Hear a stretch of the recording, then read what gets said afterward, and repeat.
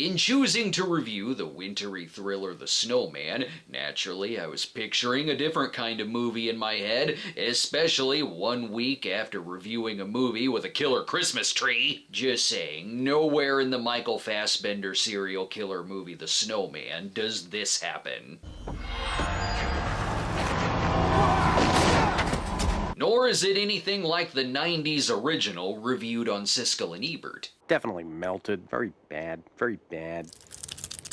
Well, I thought that film was very poignant. Instead, this movie features big names in front of and behind the camera, a common theme this season of reviews. This one stars Fassbender and also J.K. Simmons, Rebecca Ferguson, Chloe Sevigny, Val Kilmer. It's from the director of Tinker Tailor Soldier Spy and Let the Right One In, with cinematography by Dion Biba of Chicago and Collateral. It's executive produced by Martin Scorsese, who, like with Winter's Tale, was possibly gonna direct at one point. But what the hell happened that made the story of serial killer Jack Frost, who's turned into a snowman and strikes the residents of Snowman Town, make more sense than this prestigious-looking thriller about a killer who decapitates people and plays with snowmen? I'll tell you what happened. The movie's a good reminder that if you want to make something, it's best you give the filmmakers enough time to shoot the completed script. The studio had hoped this would be a new movie franchise, alongside the Hannibal Lecter series, the Alex Cross and Girl with the Dragon Tattoo films, and it all seemed like it could work. It's already based on a popular Norwegian book series by Yu Nesbø about alcoholic Inspector Harry Hole, more on that name in a minute. For this proposed first movie, they decided to adapt the 7th book in the series. I don't know, maybe they thought that'd have a better ad campaign, but problems set in early on as the filming schedule was so rushed. They had too little time to shoot in Norway, so they were unable to film around 15% of the script. Pre-production was also shortened, as the co-writer Peter Strawn stated it was all very abrupt, without time to prepare it properly, and even the director disowned it before it was even released. Because of those issues, there's plot points that are just dropped or missing, which is bad when you're weaving a taut murder mystery. Even Jigsaw has way more time to perfect his puzzles. But I had a blast seeing it in theaters. I can't wait to watch this again. I'm watching my video. I'm watching my video. Oh, watching my video. Sure looks good to me. Given how quickly this was thrown into production, it makes sense it has a production company called Working Title in front of it. But hey, at least the scenery will look really, really cool. Remember, it's gorgeous as long as you're not the one plowing it. Already I'm sensing a lot of post-production work here. Mom! Uncle Jonas is here! But he's here! Wow, his 80-yard voice is really excited to see his uncle/tutor. Relax, it's not gonna be the worst dubbing in the movie, but back to the questions. And on what date did the Norwegian Parliament hold its first election after the war? I don't know. Ask me about Wicked. I'll get that. Well, what happens if he gets something wrong? August. Jesus Christ, at least give him shocks. Venkman was a far kinder teacher. When your uncle is beating and having sex with your mom, truly the snowman is your only friend. Like it's starting out like a kid's fantasy where the snowman is gonna come to life and give him advice, but also starting out like an exploitation film like Pieces, where we see the backstory of the kid who would later grow up to be a killer. Oh, and the asshole uncle is secretly the kid's dad. Then you never see me again. Okay, bye. Don't let the door hit you in the ass on the way out. Also, why does the kid seem sad he's leaving? Why are they driving after him? Why is she trying to kill herself and the kid by doing a Living Daylights-like car stunt on the ice? She seems content with this. Live your life to the fullest, son. And no killing people and leaving behind snowmen. His 80-yard voice can't handle this.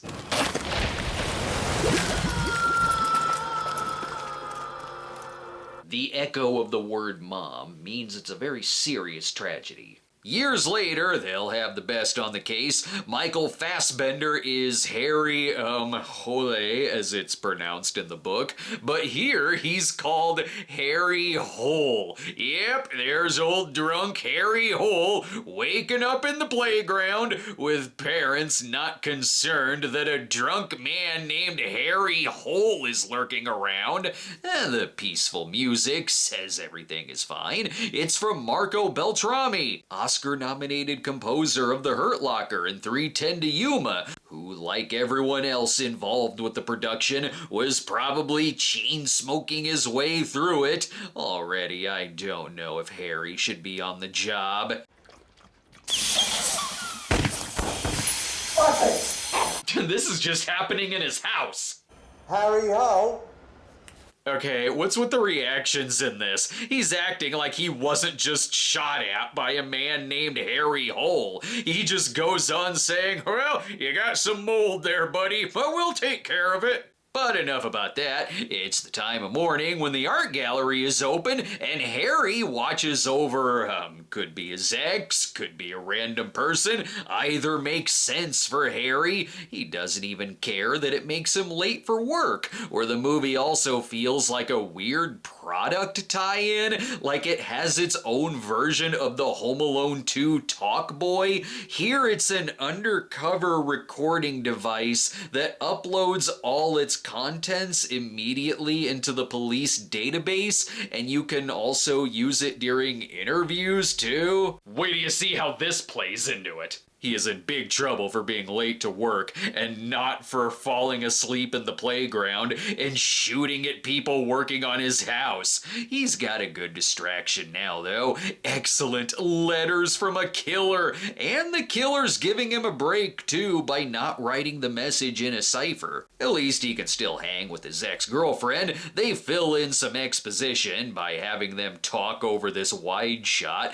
Apparently, he's very close with her son, Oleg, or something. You can tell that a lot of editors worked on this to try to make some kind of semblance of all the random shots they had, like how he's looking through a bar window. Now suddenly he's passed out on the ground in the daylight, and now all those goddamn kids again. I really hope it's Buffalo Bill so another movie can take over. Even this sequence is hard to follow. Is the killer behind her? Is the killer standing outside her house with a cigarette?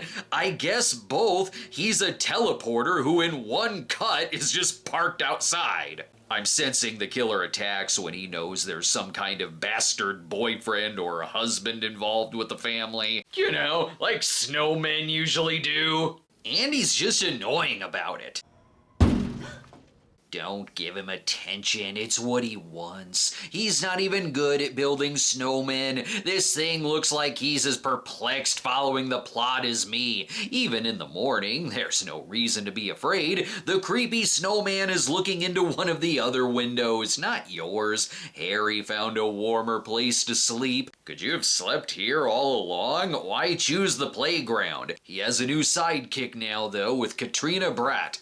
Harry Hole. I know who you are.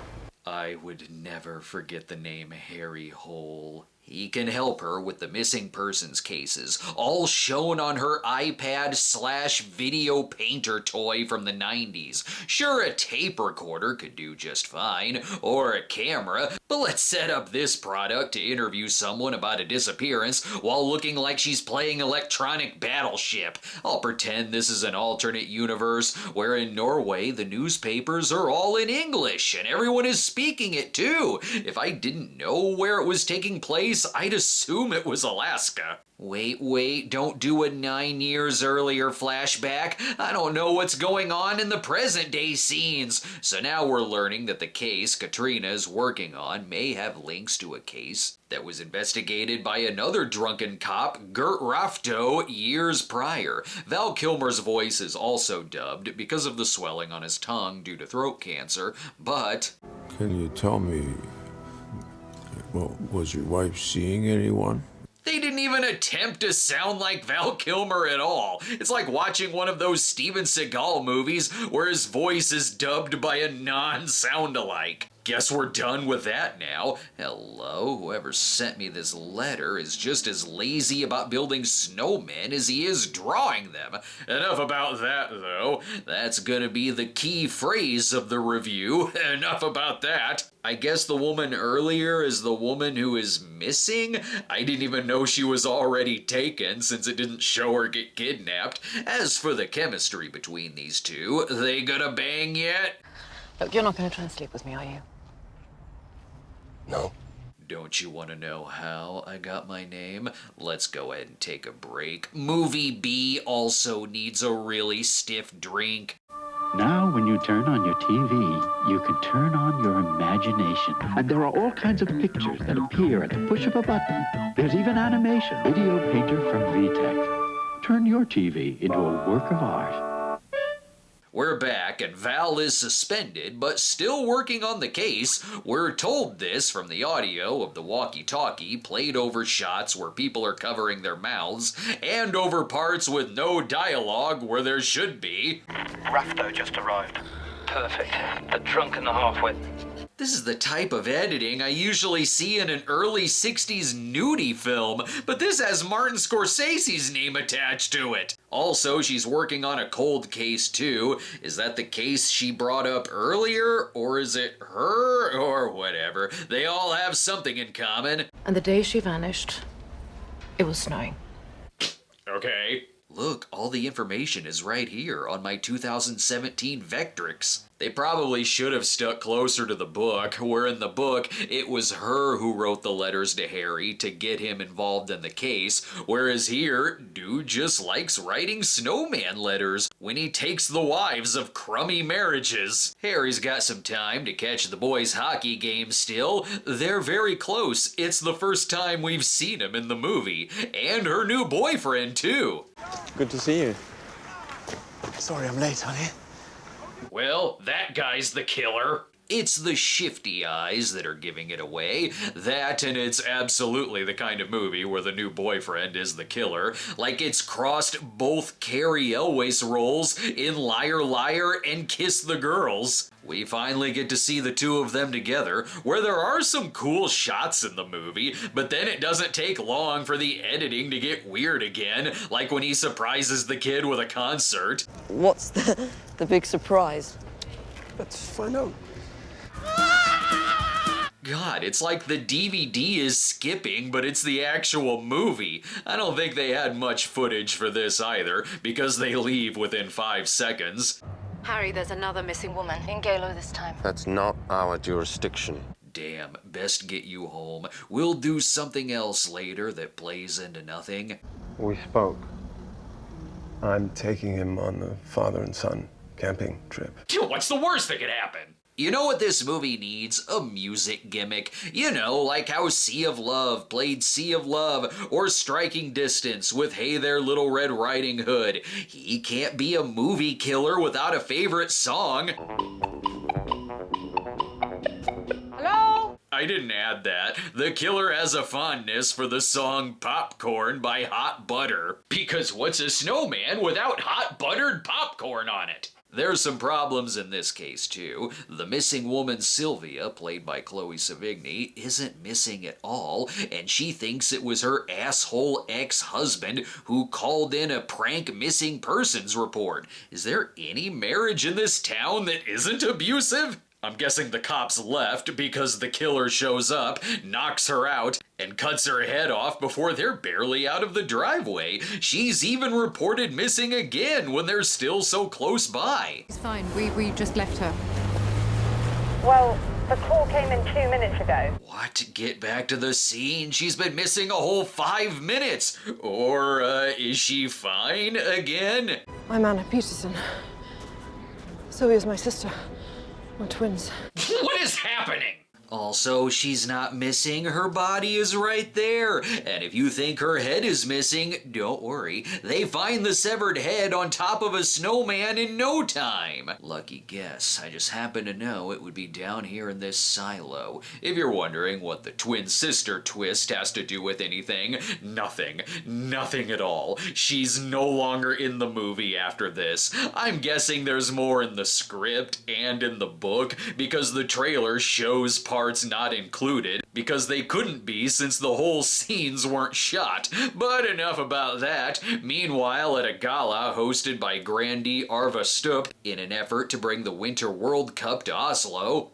What? He's putting on a real show. The athletes are skating amongst the crowd. Definitely not a recipe for a spilled drink. It looks like a party a Batman villain would crash. I guess the movie needs a red herring, so J.K. Simmons will do, who chooses a very public event to have girls delivered to him by his staff without anyone keeping watch, so Katrina can just easily walk in and watch the whole thing go down. And what is this killer's deal? Why this song?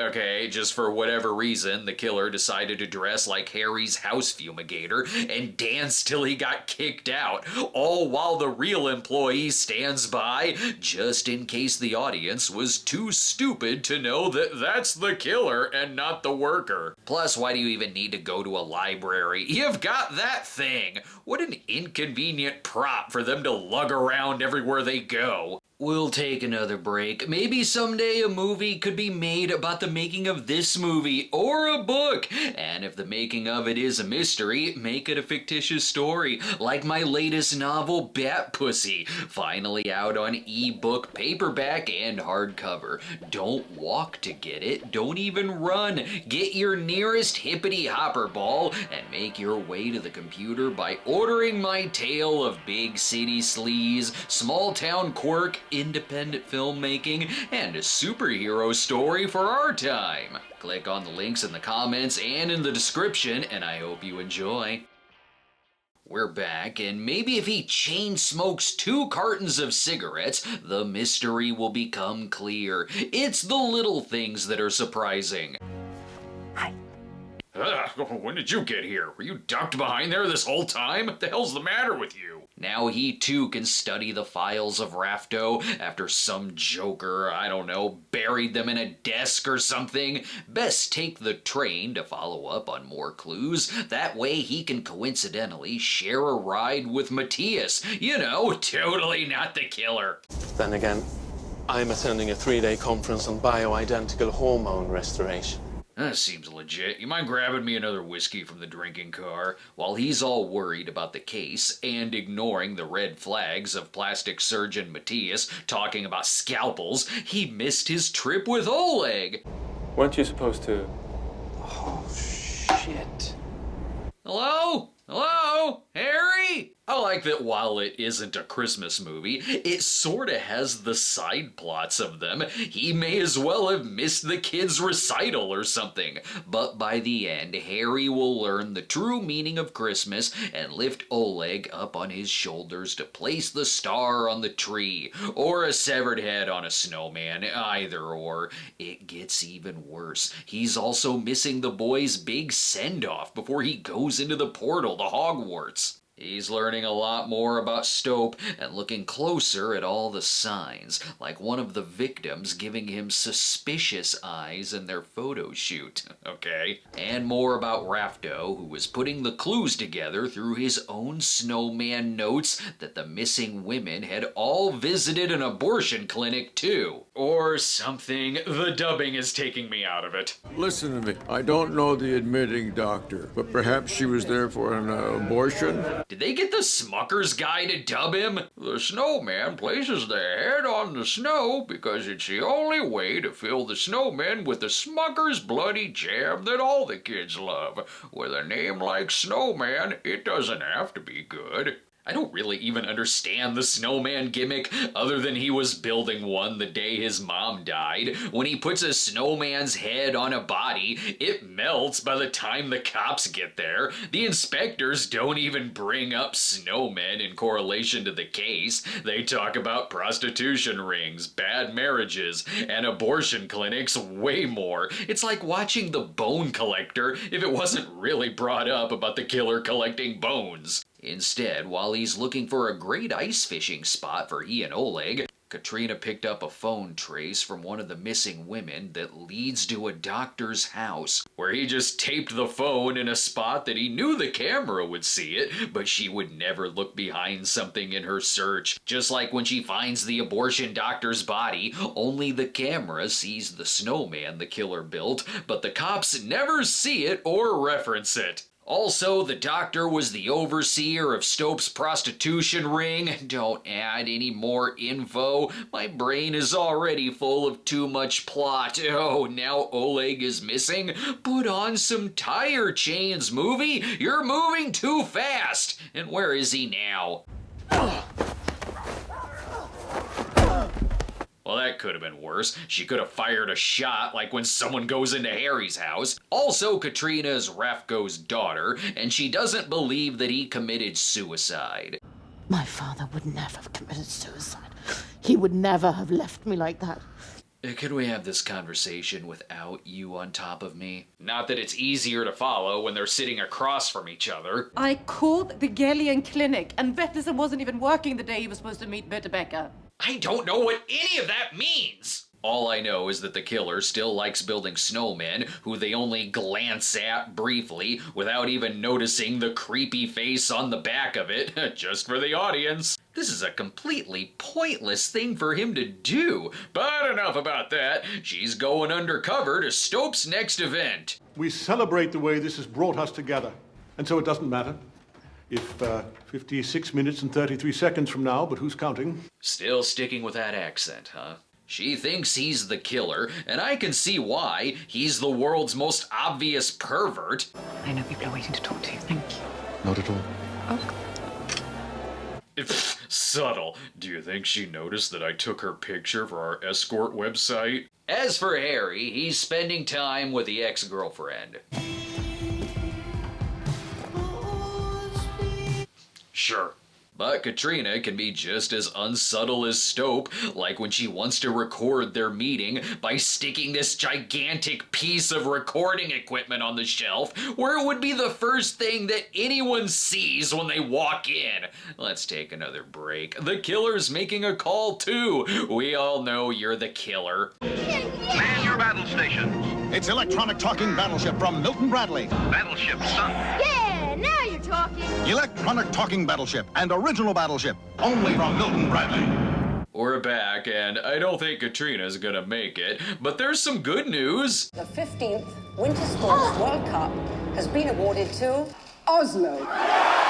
Excellent. The World Cup plot is resolved. Okay. This is a huge deviation from the book, where not only did she live, but it's not the only book she's in. She was killed off because they originally had Jennifer Lawrence for the role, who they could only get for one movie, but then when it was recast, they didn't change it. They had to find some way for the killer to get her severed finger so he could have a quiet night playing ski-free. Also, it's the last we see of this character too. Pointless! Harry has access to all her videos now, where I'm picturing she's just holding up this big-ass obvious thing in front of her. He's finally picking up on the motive. The women that the killer takes are all in troubled relationships where they have kids, but it's always revealed that the dad isn't the real dad. What a specific killer, and a hell of a lot of soap opera drama in this town. Oh, and Oleg's with Matthias, by the way, but does this guy need to take out zip ties for anyone to put it together that he's the killer? Here's something a little funny, though. He changes his signature killer song. I guess he got tired of listening to Popcorn, or he couldn't find a ringtone for it, so now his song is In the Hall of the Mountain King. Anyway, that's why he's also targeting Harry and his ex, because the kid doesn't know who his father is. It's speeding towards the end. They pull up Matthias's backstory. He tracks the phone of his ex, which leads to the killer's shack. Easy enough resolution. He just follows the jingle. Wait, it can't be our guy. That's not popcorn playing. It can't be too easy, though. He still gets captured, where the wire gets tighter with every wrong answer. Guess you should have just shot him when you walked in, huh? I do genuinely commend the editors for their tough job. They tried. They really did try. But there's only so much you can do when you don't have enough footage to work with. By the time they got to the climax, they did run out of footage to use, so you get sequences like this. Well, something happened there. Took me to the end to realize he got his finger cut off. Just fill the action in with another snowman shot. Now he's outside, where the killer is on the ice somewhere. Come on! Come on! Wouldn't it have been something if that was the end? Wow, I can't believe I didn't see you! In another change, too, the killer lived at the end of the book, but we might as well wrap it all up by having him drown in the ice, not from anything that Harry does, but because the killer's an idiot who wasn't watching where he was going. The movie went over poorly at the box office and with critics and audiences, so there wasn't going to be a sequel to it. Honestly though, as terrible as it is, another movie could have been fine. They would have known all the problems to fix, as in, you gotta give them enough time to film it. It even ends by setting up what would have been the next film, an adaptation of The Leopard. But believe me, the movie is still terrible. Going in, I thought, well, how bad could it be? Usually when one of these cops versus serial killer movies isn't good, it typically means it's just generic and kind of forgettable. Oh, but not this. It's uniquely bad, and it isn't generic. The unfinished feel to it gives it an aura of a movie that never should have been released. And somehow it felt even more confusing to me watching it a second time. While there may not be more adaptations with Fassbender, they are giving it a shot on television with an upcoming Harry Holle series for Netflix, so I'm curious to see if this world will be done right. And if you need something for your severed head snowman to hold, you can always use a copy of my new book, A Perfect Stocking Stuffer, the most wholesome thing to get stuffed in this story. Pick up yours right now on Amazon, and I'll see you next week. 5 minutes to northern exposure. Gotta see moose. Gotta see moose.